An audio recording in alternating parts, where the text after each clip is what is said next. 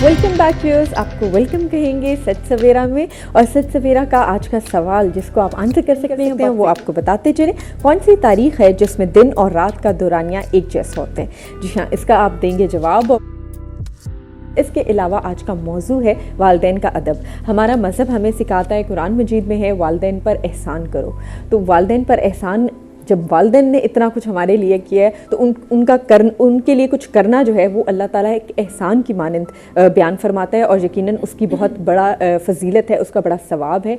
और वो कहते हैं ना कि अपने वालिदैन की तरफ एक मोहब्बत भरी नज़र से भी इंसान जब देखता है तो उसका भी इंसान को सवाब होता है। और ख़ास तौर पर जब बुढ़ापे में वालिदैन पहुँच जाएँ तो उनका एहतराम, उनका ख्याल रखना हर इंसान पर फ़र्ज़ होता है, हर बच्चे पर फ़र्ज़ होता है। इसके अलावा हम आपको बताते चलें दोबारा से कि हमारे साथ डॉक्टर एलिज़ाबेथ स्टीफन मौजूद हैं, हमारे साथ मौजूद है डॉक्टर नाइला सादत, और हमारी गुफ्तगू चल रही है हनी बी कीपिंग, मग्स बानी के हवाले से। और इसके अलावा हमारी गुफ्तगू चल रही है ऐसी अनोइंग हैबिट्स के हवाले से, ऐसी बुरी आदत के हवाले से जो हो सकता है आपको एहसास ना हो लेकिन शायद दूसरों को वो बुरी फील होती हो, उससे अनोइंग फील होती हो। या आपके इर्द गिर्द हो सकता है ऐसे लोग हों कि जब आप उनसे मिलते हो तो आपको थोड़ी इरीटेशन होती हो, थोड़ी टेंशन होती हो कि ये ऐसी आदत इनमें क्यों मौजूद है और हम कैसे इनको हैंडल करें, कैसे इनको बर्दाश्त करें। और ये ना सिर्फ घर में हो सकती है, मोहल्ले में हो सकती है, आपकी सोशलाइजिंग ग्रुप में हो सकती है, बल्कि ऑफिस वर्क प्लेस पे भी हो सकती है। और इस हवाले से हमारी बहुत सी गुफ्तगू रहेगी। और पहले तो हम बढ़ेंगे अभी एक करंट सवाल जो बहुत अहम है, विच इज़ के अक्सर ये बात होती है कि शहद असली है या नकली है, ये कैसे पहचानें? शहद जो है वो जमते हैं, हर नेचुरली उनकी नेचुरल प्रोसेस है कि क्रिस्टलाइजेशन उसमें होगी, ठीक है। लेकिन ये डिपेंड कर रहा है कि ये शहद कौन से फूलों से आया है। मसलन अगर सरसों के फूलों से आया है शहद आपका, तो वो 20 दिन के अंदर आपका जम जाएगा और यकसुई से जमेगा जैसे कि असली घी हो। अच्छा, तो that means it is pure Honey, it is not adulterated, it is pure Honey. Okay, because हमें अगर हम जमा हुआ अपने घर में शहद देखें तो उठा के फेंक ना दें, ये खराब हो गया, बल्कि उसको डबल रोटी पर सेक कर उसको लगाएं जैसे जैम लगाते हैं। जैम तो आपका सारा जैसे कहना चाहिए प्रिजर्वेटिव्स के साथ होता है, जबकि ये प्रोसेस नेचुरल है और इसको प्रोसेस नहीं किया हुआ होता है, इसको ताज़ा निकाल के रखा होता है। ज़बरदस्त। और मैं ये भी जानना चाहूँगी कि ये किस तरह हमारे मुल्क में मग्स पानी जो है या हनी बी कीपिंग जो है ये किस तरह गुर्बत को कम कर सकती है, रोज़गार के मौके फराहम कर सकती है, किस स्केल पे इसको मैनेज किया जा सकता है? लेकिन मैं चाहूँगी नाइला को भी हम शामिल करें इस गुफ्तगू में। अच्छा नाइला, आप भी शहद वगैरह शौक से खाती हैं? बिल्कुल, मैं रोज़ सुबह मेरा नाश्ता ही शहद के साथ होता है। ओके, तो ये क्या कोई टिप है गर्म पानी में पीने वाली? नहीं, मैं वही जिस तरह ये बता रही ना टोस्ट के ऊपर लगा के मैं उसी तरह खाती हूँ। ओके, अच्छा नाइला, अनोइंग हैबिट्स। जी,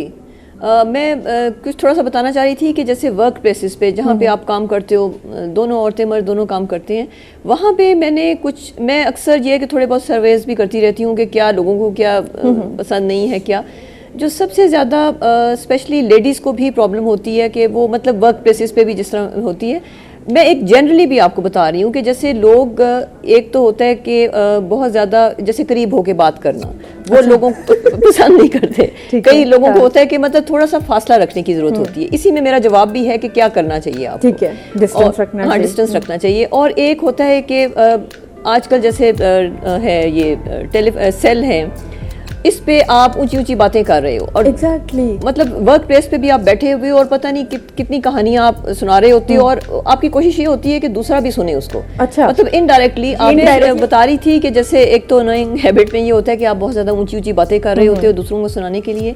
और अच्छा, फिर ये होता है कि कई लोग बहुत ज़्यादा तेज़ परफ्यूम लगा के आते हैं, वो भी मैंने जो सर्वे किया था वो भी लोगों के लिए अनोइंग होता है।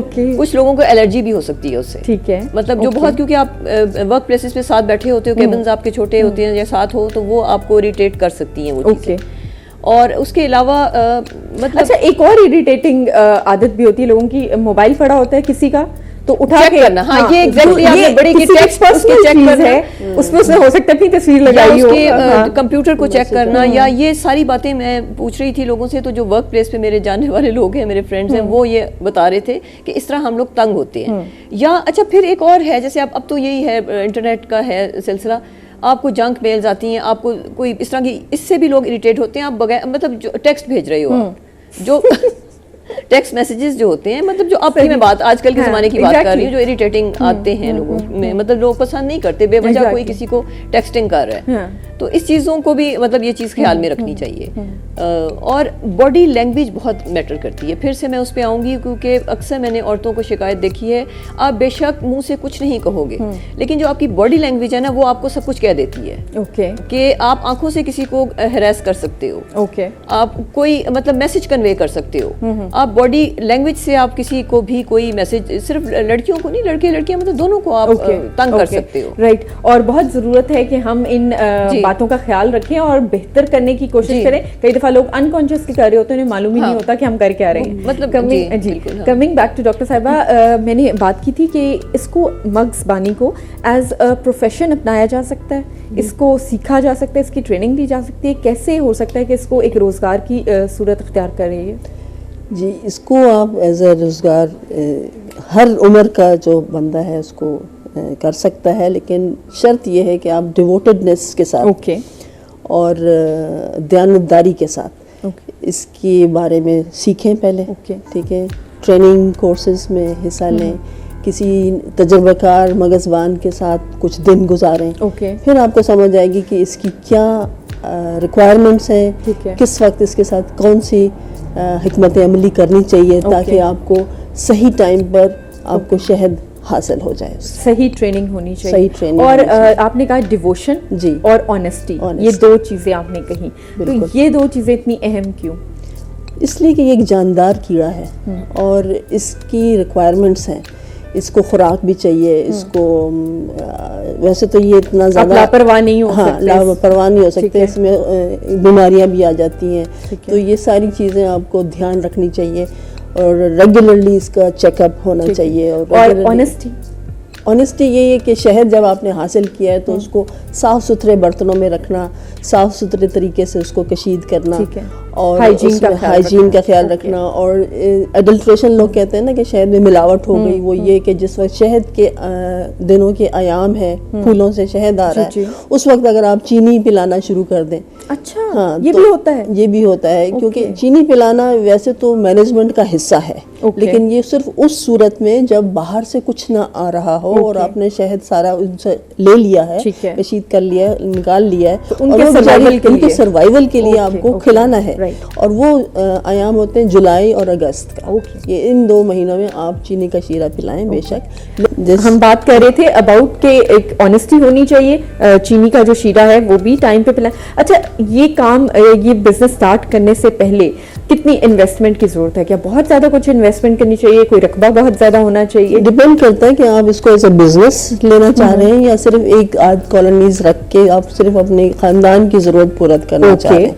तो लेकिन अगर प्रोफेशनली करना चाह रहे हैं तो मिनिमम क्या रिक्वायरमेंट होती है? मिनिमम अगर 5 कॉलोनीज है तो आप तकरीबन 30,000 से काम शुरू कर सकते हैं, लिटिल इन्वेस्टमेंट। ठीक है। और रकबा वगैरह, रकबे की इसमें सबसे बड़ी बात यह कि इसको ना जमीन की जरूरत है, ना पौधों की, ना फसलों की, ये कुदरती तौर पर खुद से ही अपने लिए ले आती है खुराक। आपको खुराक डालने की जरूरत नहीं है, रखने के लिए जमीन इतनी ही चाहिए जितने 1 गज जमीन बस। मतलब आप छतों पे भी रख सकते हैं, अपने छतों पे भी रख सकते हैं। सारा इसकी जरूरत ये है कि बाहर से खुले में रखें, नहीं फूलदार पौधे हो और वाफिर मिकदार में हो, सैकड़ों के हिसाब से हो, तो आपको शहद मिलेगा, वरना नहीं। हमारे सेक्टर में तो नहीं हो सकता, उधर तो दरख्त नहीं है तो फूल। मैं G64 में रहती थी इस्लामाबाद के सेक्टर में, और एक साल ये है बात 1992 की, 1992, तो मैंने एक कॉलोनी रखी और उससे मैंने मैनेज किया। जाहिर है डिफरेंट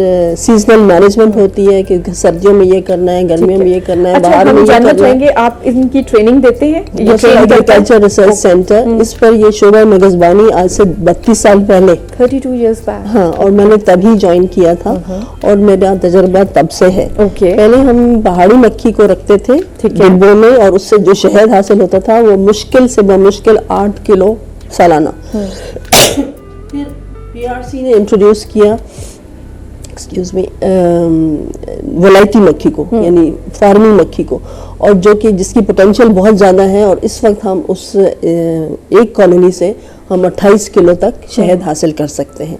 तो इसी वजह से इसको माइग्रेटरी बी कीपिंग भी कहते हैं, यानी कि आपको अपनी मक्खियों को शिफ्ट करना पड़ता है ऐसे इलाकों में जहां आप वाफिर मकदार में आपको जरगुल देने वाले और वो देने वाले नेक्टर देने वाले पौधे हों वाफिर मकदार। और ये बहुत इजीली हम घर में रख सकते हैं और खास तौर पे ऐसी जगह होनी चाहिए जहाँ पे फूल पौधे मौजूद हों, राइट। और इसके अलावा ट्रेनिंग जो है वो हासिल की जा सकती है। और कितनी ड्यूरेशन है इस ट्रेनिंग की? हम इंट्रोडक्टरी करवाते हैं कोर्सेज जो कि 6 दिन का होता है कोर्स, और उसमें लोग शामिल होके, और हमने तकरीबन 10,000 से ज्यादा लोगों को ट्रेन कर चुके हैं पिछले 30 साल। राइट, जबरदस्त। और अगर आप भी ये सीखना चाहते हैं, मगजबानी का इस प्रोफेशन को अडॉप्ट करना चाहते हैं, तो definitely you can contact NARC। और बहुत सी इंफॉर्मेशन डॉक्टर एलिज़ाबेथ ने भी हमें दी। आप इसको एज अ प्रोफेशन जो है अडॉप्ट कर सकते हैं। बहुत सा जिसको कहते हैं इसका फ्यूचर जो है ब्राइट है इस साइड पे जरूर। लेकिन नायला, बहुत अहम है ये जो इतनी अनोइंग हैबिट्स हैं, कैसे इनको हल करें, जल्दी से बताएं हमें। नहीं, सबसे पहले तो ये होता है ना कि कुछ लोग, मैं अब जल्दी से इसको वाइंड अप कर रही हूँ क्योंकि एक कुछ ऐसी आदतें होती हैं कि लोग जल्दी से छोड़ देते हैं। मतलब इसके 3 तरीके हैं। या तो कुछ में इतनी विल पावर होती है, विल पावर पे डिपेंड करता है कि वो एकदम उसको छोड़ दिया। जैसे अगर कोई सिगरेट नोशी कर रहा है, उसको एकदम छोड़ा तो फिर उसने कभी उसको इस्तेमाल नहीं किया। ऐसे लोग कम होते हैं, लेकिन एनीवेज अगर विल पावर नहीं है तो अगर फिर ये हो सकता है कि जैसे फिर आप ये कर सकते हो कि उस आदत को अपनी जगह पे रहने दें और एक टाइम में दिन में कोई ऐसा वक्त मुकर्रर करें कि जिसमें आपने वो नहीं करना। ठीक है, कॉन्शियसली एक मतलब वो तो you have to do this, क्योंकि कॉन्शियस एफर्ट इज मस्ट। तो उसके बाद तीसरा पे ये आता है कि आप उस आदत को भी वहीं पे रहने दें, लेकिन उसके साथ दूसरी चीजों को बढ़ा दें। मतलब ये बैड हैबिट रहने से पॉजिटिव आप उसकी ज्यादा शुरू कर दें। राइट नायला, और बहुत सी टिप्स इस हवाले से। डॉक्टर साहिबा, एक quick message, we are running short of time, क्या कहना चाहेंगे आज के प्लेटफॉर्म से?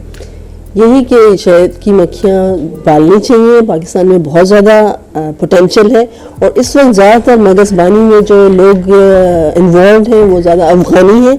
तो मैं चाहूँगी कि पाकिस्तानी आगे आएँ और इस क्या कहना चाहिए, इंडस्ट्री में अपना हिस्सा डालें। वैसे तो 27,000 ख़ानदान हैं जो कि इसमें ऑलरेडी इन्वॉल्व है, बट ये कि पाकिस्तानी इसमें कम है। तो आगे बढ़ें और आगे फील्ड को ज्वाइन करें, और NARC से भी आप रब्ता कर सकते हैं। Thank you very much doctor साहिबा। और Naila, quick message, quick message ये है कि मैं आते सवार लें इसके लिए कोई एज मुकर्रर नहीं है। आप कहें कि मैं मेरी उम्र ज्यादा हो गई है, मैं अब ये नहीं कर सकता या कर सकती, आप किसी एज में भी अपने आप की मतलब हैबिट डेवलप कर सकते हैं, अच्छी आदतें कर सकते हैं। जबरदस्त। Thank you doctor Naila for joining us, thank you doctor Elizabeth for joining us. और बहुत सी गुफ्तगू रही, टॉपिक भी हमारा मौजूद है, सवाल भी हमारा मौजूद है, और इसके अलावा मैं भी मौजूद हूँ। एक नए गेस्ट के साथ हम आपसे मिलेंगे एक छोटी सी ब्रेक के बाद, लेकिन आपने कहीं नहीं जाना, आपने बिल्कुल हमारा इंतजार करना है। Will be right back.